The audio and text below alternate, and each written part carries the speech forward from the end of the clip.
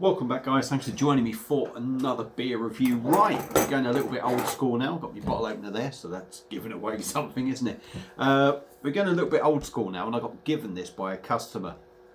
Now, I'm not going to go into too much detail, just in case somebody happens to watch and happens to watch and happens to watch. But it was a Christmas present.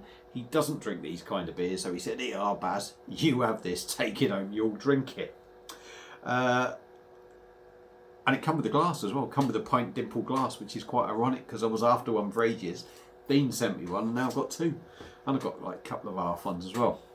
Anyway, let's stop rambling on because you're not here to listen to me talk shit here. So what we got is, apparently it's brought to you from the Staffordshire Moorlands by the Great British Cellar by Cottage Delight. So I'm a bit confused who the bloody hell has brewed this, but what we've got is a golden premium ale, and it's called Grumpy Santa, which quite frankly for me suits me down to a T, and I'm even trying to get the beard like old Santa. It's coming in at 5% in a 500ml bottle. No idea how much it cost, and obviously it was one of them festive ones that gets released. Probably a typical normal golden ale, nothing to do with Christmas. We have a plain gold bottle cap, and that's it. You know, it says contains wheat and barley, store in a cool place, robust hoppy flavour with a crisp citrusy finish. Cheer up, it's Christmas, blah blah blah. It's better to be grumpy with a beer. And I have literally told you everything on that bottle. So there we go. Yeah, sort of like, you know, typical sort of. That for me, that's a typical sort of garden centre beer. So let's stop waffling. Let's get it open. Get it into a glass and see what we get. Hopefully it will be nice. I don't mind a golden ale. The old weather's a bit grey and it's a bit dull. I've just done a stout from St Austell. So a golden ale's quite nice. Me screen's gone off. So I might be looking at it and you can see me, and all I can see is a black screen saying recording 2 minutes 15, 2 minutes 16. So let's touch that. There we are. We're back again. I don't know. You'd probably prefer it if it went black your side and you didn't have to see me. So, beer in a glass. There we go. It's amber in colour. It's got a slight haze to it. No real carbonation going up. Half a finger of compact white head. Probably could have poured it a bit more vigorous, but hey ho.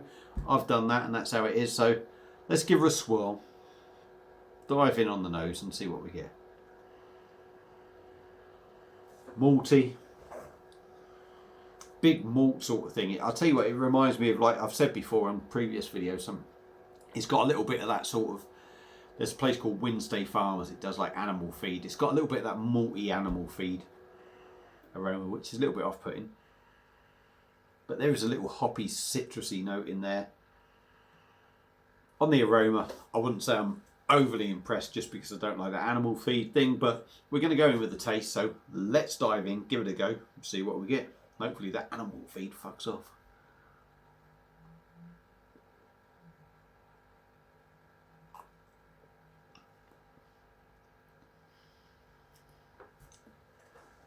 Body, 5%.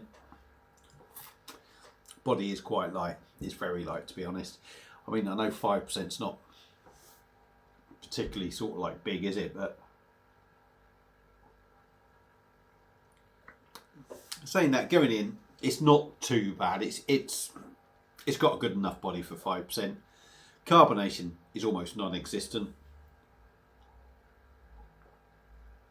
It's there in the background. Lots of little bubbles. It's nice and smooth. It's got a nice mouthfeel. Taste-wise, I'm going to give it a swirl, liven it up a bit, but it's an ale, I suppose.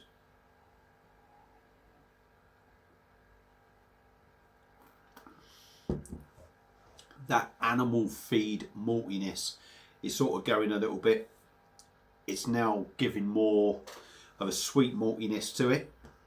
There is a nice little citrus note to it.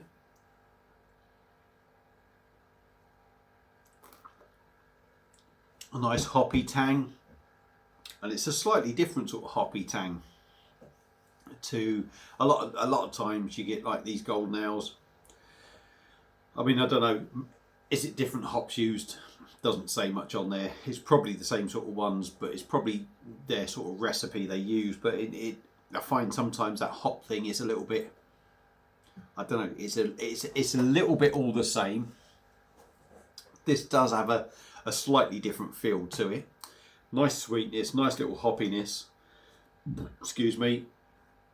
Citrus note, malty at the start.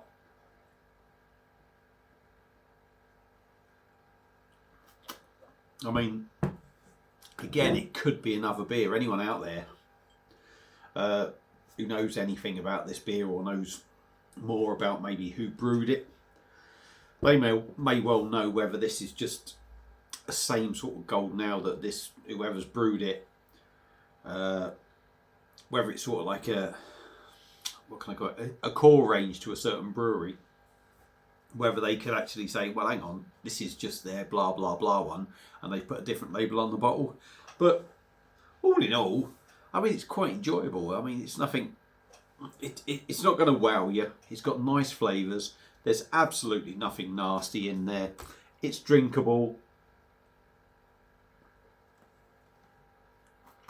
It's quite light. Yeah, it's. I'm not going to say it's run of the mill because it's probably a little bit better than run of the mill, but it's a nice golden ale. So for me, the Great British Cellar by Cottage Delight, whoever's brewing it, their Grumpy Santa Golden Premium Ale coming in at 5%. It's nice. It's nice, easy drinking, a nice little drop. I enjoy it. Would I recommend it? Well, if you see it next year, maybe pick it up because I don't suppose you're going to see it now. I don't know, but if you do, give it a go. If you've had it before, let me know what you think. Feel free to comment. Thank you all for watching. I'm not going to bore you now. Enjoy your evening, and I'll see you again soon on another beer review. Cheers.